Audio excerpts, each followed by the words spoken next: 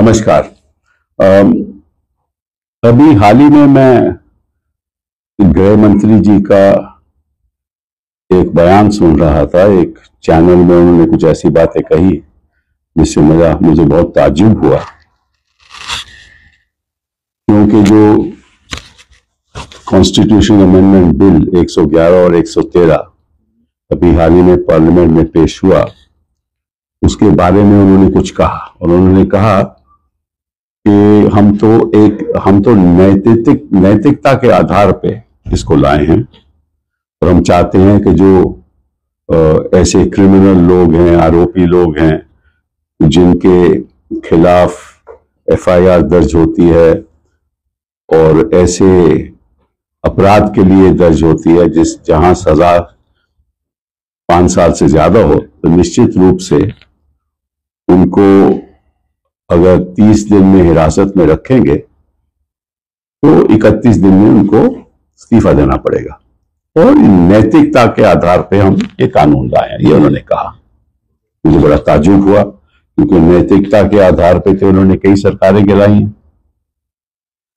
नैतिकता के आधार पे कई मंत्री जो पहले जिनके खिलाफ ये आरोप लगाते थे कि करोड़ों रुपए का उन्होंने धांधलेबाजी की है, वो अभी तो मंत्री हैं।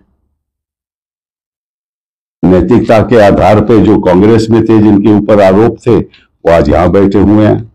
एनसीपी के लोगों के जिनके आरोप थे, वो यहां बैठे हुए हैं। तो मुझे तो बड़ा आश्चर्य होता है जब गृह मंत्री जी नैतिकता की बात करते हैं। चलिए जी, छोड़िए, तो अलग बात है। उन्होंने एक और बात कही कि अगर आपके खिलाफ कोई एविडेंस नहीं है तो निश्चित रूप से आपको तुरंत, जब आप जाओगे कोर्ट में, तो तुरंत 30 दिन के अंदर वो आपको रिहा कर देगी, बेल दे देगी। तो उसमें दिक्कत क्या है? अब मैंने पिछले कई मंत्रियों के जिनको हिरासत में लिया गया, अरेस्ट किया गया, मैं आपको कुछ आंकड़े देना चाहता हूं। मैं 2014 की बात कर रहा हूं, और ये अमित शाह जी को मालूम होगा जरूर, क्योंकि उनको सब जानकारी रहती है, कौन कहां जाने वाला है, कौन कहां जा रहा है, कौन जहां जाने वाला होगा, ये सब उनको जानकारी रहती है। तो आप देखिए, आप जितेंद्र तोमर, ये एक जेल रहे 1 साल 5 महीना 2015 में, हाँ 2015 में, और आज हो गया 2025, 10 साल हो गए, अभी अंडर ट्रायल है। ये ट्रायल अभी खत्म नहीं हुआ, तो पता नहीं कितने और साल लगेंगे।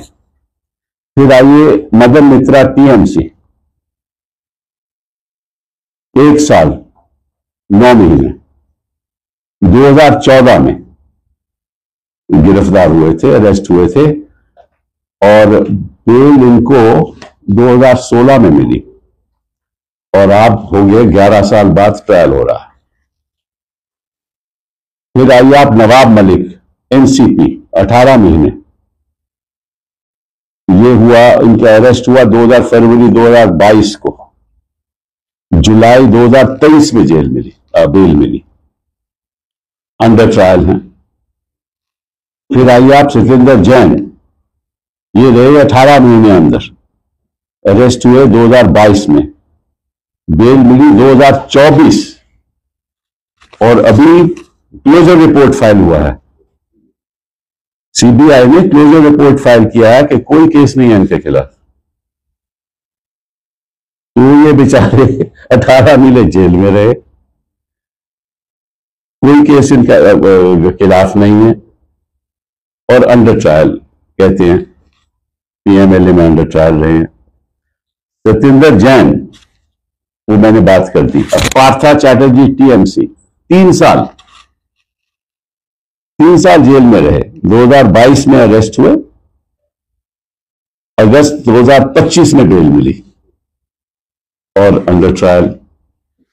फिर आइए मनीष सिसोदिया साहब, डिप्टी चीफ मिनिस्टर, 17 महीने जेल में रहे पीएमएलए के अंदर, फरवरी 2023 में, अभी अंडर ट्रायल। फिर आइए आप सेंथिल बालाजी, 15 महीने वो भी जेल में रहे, जून 2023 में, 15 महीने के बाद बेल मिली, अंडर ट्रायल। देन ज्योति प्रिया मलिक 14 महीने, अक्टूबर 2023 में अरेस्ट हुए और बेल मिली 2025, ये भी अंडर ट्रायल। हेमंत सोरेन 5 महीने जेल में रहे, केजरीवाल 6 महीने जेल में रहे, अलमगिरी आलम कांग्रेस 15 महीने जेल में रहे, अनिल देशमुख 14 महीने जेल में रहे, फरहाद हकीम 11 दिन रहे। ये तो ताज्जुब की बात है। फिर बाकी लोग, मैं उनकी भी आपको उनका ब्यौरा देना चाहता हूं। ये चिदम्बरम साहब 106 दिन जेल में रहे, और ये बात है 2016 की। अब क्या हो गया, 9 साल हो गए, कुछ कार्रवाई हुई? कोई कार्रवाई नहीं हुई। फिर शिव कुमार, डीके शिव कुमार 50 दिन जेल में, पीएमएलए क्वॉश हो गया। संजय राउत 100 दिन जेल में। तो ये तो जानकारी गृह मंत्री जी को है, तो ऐसा लगता है कि वो भूल चुके हैं। जेल जाना उनको याद रहता है, जब बाहर आ जाते हैं तो भूल जाते हैं कि कितने दिन रहे थे। कहते हैं कि 30 दिन में बेल मिल जाएगी आपको। मैं कोई पर्सनल बात नहीं करना चाहता, उसको छोड़ दीजिए, वो जरूरी भी नहीं। लेकिन ये बड़ी ताज्जुब की बात है। उनको देखिए, उन्होंने एक नया कानून पास किया, बीएनएस, उसमें वो भी भूल गए लगता है, उसका प्रावधान भी भूल गए कि उसमें लिखा है, पहले क्या होता था कि 15 दिन पुलिस कस्टडी में कोई भी अगर इन्वेस्टिगेट कर रहा हो तो 15 दिन की पुलिस कस्टडी हो सकती है। आज भी 15 दिन है, लेकिन पहले कानून में, कोड ऑफ क्रिमिनल प्रोसीजर में, पहले 15 दिन के बाद पुलिस कस्टडी नहीं हो सकती थी। बीएनएस में अब क्या है कि ये कस्टडी जो पीएमएलए हो या सीबीआई हो, तो वो 2 दिन की कस्टडी ले सकता है। कोर्ट में जाके बोले मुझे 2 दिन की कस्टडी चाहिए, बाकी मैं इन्वेस्टिगेट कर रहा हूं। फिर 2 हफ्ते के बाद 3 दिन की कस्टडी और ले सकते हैं। ऐसे ऐसे 90 दिन तक, 60 दिन या 90 दिन तक कस्टडी ले सकते हैं। तो अगर प्रोसिक्यूटिंग एजेंसी कस्टडी 60 और 90 दिन लेगी तो 3 दिन में बेल कहां से होगा? ये इनका अपना पास किया हुआ कानून है। अगर इनको अपनी कानून की जानकारी नहीं है, फिर में चैनल में जाकर बयान देते हैं ऐसे, तो मुझे लगता है कि ये देश को गुमराह कर रहे हैं, और वो भी नैतिकता के आधार पे। सब जानते हैं। अब तो देखिए, रियलिटी तो ये है कि हिंदुस्तान की जनता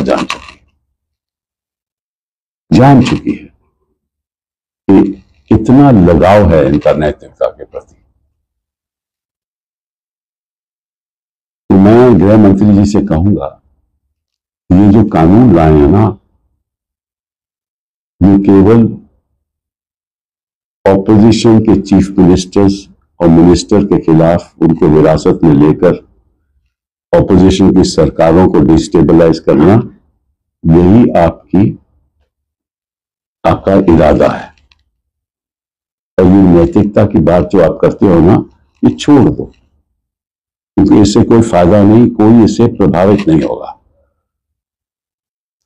साथ साथ में जनता को ये भी बता दो कि जहां जहां आपकी सरकारें हैं, चाहे वो केंद्र में हो, प्रदेश में हो, कोई एक मंत्री को आपने जेल में भेजा एक दिन के लिए भी? किसी के खिलाफ एफआईआर होने दी? तो आप बात करते हो कि भाई हम क्रिमिनलाइजेशन को खत्म करना चाहते हैं, तो जरा अंदर भी झांक लो। जिस तरह से आप खुद सरकारें चला रहे हो, उसका भी ब्यौरा कर लो। मुझे बड़ा ताज्जुब हुआ कि जब ऐसे चैनल पे जाकर उन्होंने ये बात कही, तो मैं सोच रहा था कि इस देश में लोकतंत्र में कितनी गिरावट आ गई है। ऐसा तो मैंने कभी हिंदुस्तान के इतिहास में किसी मंत्री को भी ऐसा बयान करते नहीं देखा। एक ऐसे कानून लाओ जो एक हथियार बन जाए। सरकार के हाथ में अब कानून हथियार बन चुका है। जिससे ऑपोजिशन लोगों को हिरासत में लेकर ऐसा सिचुएशन हो जाए कि सरकारें ही गिर जाए। दूसरी बात जिस पे मैंने आज ट्वीट भी किया, लापता धनखड़ जी, उन्होंने ये कहा कि धनखड़ जी ने खुद ब खुद इस्तीफा दिया था और उनका स्वास्थ्य ठीक नहीं था, और उन्होंने खुद चिट्ठी में लिखा कि मेरा स्वास्थ्य ठीक नहीं है, इसलिए मैंने इस्तीफा दिया है। उसमें भी मुझे बड़ा ताज्जुब हुआ, क्योंकि अगर स्वास्थ्य उनका इतना ही खराब है तो अमित शाह जी को जानकारी होगी किस अस्पताल में है, और हमें भी बता दें, हम भी जाके मिल लेंगे, पूछ लेंगे कि उनका स्वास्थ्य कैसा है। एक इंडियन किसी पेपर में एक न्यूज आया है कि वो तो टेबल टेनिस खेल रहे हैं और अपना योगा करते हैं, और कुछ इधर उधर के ट्रिप में गए हैं, राजस्थान में गए हैं जहां कुछ बिल्डिंग बन रही है, तो उनको तो जानकारी होगी अमित शाह जी को सब, तो बता दें। क्योंकि फिर वही बात कि आप जनता को कुछ कहना चाहते हैं, असलियत कुछ और है, और जनता को आप बेवकूफ बना रहे हैं। और जनता अब सब समझ चुकी है, क्योंकि आपको मालूम है कि बिहार में क्या होने वाला है, तो आप चाहते हैं ना कोई ऐसा बयान दे दूं मैं जिससे बिहार से हटकर एक नेशनल नैरेटिव शुरू हो जाए। वो तो होने नहीं वाला। तो मैं आपसे कहूंगा कि जहां भी आपने धनखड़ जी को रखा है उसकी जानकारी जनता को मिलनी चाहिए, यह आपका कर्तव्य है। क्यों कर्तव्य है? क्योंकि वो आपकी सरकार में वाइस प्रेसिडेंट थे, और नंबर 2 होते हुए सभी चिंतित हैं कि वो हैं कहां, और उनको खुलेआम बोलने का अधिकार क्यों नहीं मिल रहा, वो चुप्पी क्यों बनाए हुए हैं। शायद उनको कहा गया हो कि जब तक वाइस प्रेसिडेंट के इलेक्शन नहीं होंगे तब तक आप मतलब कि आराम करिए, और ऐसी जगह पे आराम करिए जहां सब सहूलतें होंगी। और अगर स्वास्थ्य इतना ही खराब है तो डॉक्टर भी वहां विजिट करते होंगे, हमें बता दो कि कौन डॉक्टर वहां विजिट कर रहा है, हम भी जाके डॉक्टर से पूछ लेंगे कि भैया उनकी तबीयत कैसी है, बता दीजिए। क्योंकि राजनीतिक तबीयत तो आपकी खराब है, इस समय काफी गिरावट आ चुकी है आपकी राजनीतिक तबीयत में। Yesterday, when I was listening to an interview of Amit Shah to a media channel, I was truly surprised at what he said. And this is in respect of the 111 Constitutional Amendment Bill and 113 Constitutional Amendment Bill. When he said that we have actually introduced this bill, which is now referred to the Joint Parliamentary Committee, to ensure that there is a constitutional morality which impacts every aspect of governance in this country. Of course, that constitutional morality has nothing to do with their own morality, but it has everything to do with the morality of the opposition. And he said in the course of that interview that in fact, if a person is in jail for 30 days, and before that he moves the court, if there is nothing against him, he can easily get bail. And once he gets bail, he can again become a minister. Not knowing that how many people this government, through its agencies, has sent to jail, and how many days have they stayed in jail. And in that context, I just want to, because I've got some data with me, I just want to tell you how many people have been sent to jail, and only the opposition. Not a single minister in this government or in a government in which the party is running the state, any minister has ever gone to jail. No minister. So this is selective legislation to weaponize laws to target the opposition. And let me just tell Amit Shah ji the reality. Take the case of Jitendra Tomar. He was 1 year, 5 months in jail, and he got bail in 2015.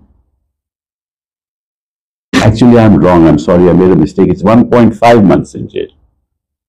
It's a mistake, right? And trial is not yet over. This 10 years have passed. Then Madan Mitra, PM of TMC, was in jail for 1 year, 9 months, from December 2014 till September 2016. And this 11 years have passed, nothing has happened. Then Nawab Malik, 18 months in jail, 2022 FIR, arrested. We are in 2025. Nothing has happened. He got bail in July 2023. Satyendra Jain, Health Minister, 18 months in jail, arrested in May 2022, got bail in 2024 October, under trial. Partha Chatterjee, 3 years in jail, TMC, arrested in 2022, got bail in 2025, under trial. Then Manish Sisodia, we know what happened to him, 17 months in jail, Deputy Chief Minister of AAP, and under trial. Balaji, Senthil Balaji, 15 months in jail. Jyoti Priya Malik, TMC, 14 months in jail. Hemant Soren, 5 months in jail. Arvind Kejriwal, 6 months in jail. Alamgir Alam Congress, 15 months in jail. Anil Deshmukh, 14 months in jail. I mean, I can go on and on. Chidambaram ji, 106 days in jail. Shiv Kumar, 50 days in jail. Sanjay Raut, 100 days in jail.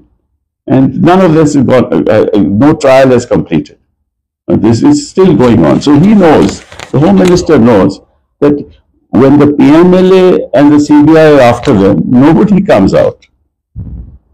Nobody is granted bail. And we've seen even the Supreme Court of India has commented on it. Why aren't magistrates granting bail in this country? So he doesn't grant bail, then you come to the High Court, that sort of is heard for months. Then you go to Supreme Court, then after the year and a half, you get bail. And in the meantime, your political career is destroyed. The government is destabilized, which is the main reason for these laws. The whole purpose of these laws is to weaponize the laws for the purposes of destabilizing opposition parties in power. And even more surprising is for the Home Minister to say this in the context of the new law that has been introduced, that is the BNS, in terms of which the police custody, which under the CRPC could only be for the first 15 days after his arrest, now can continue to 60 or 90 days, depending on the nature of the offense.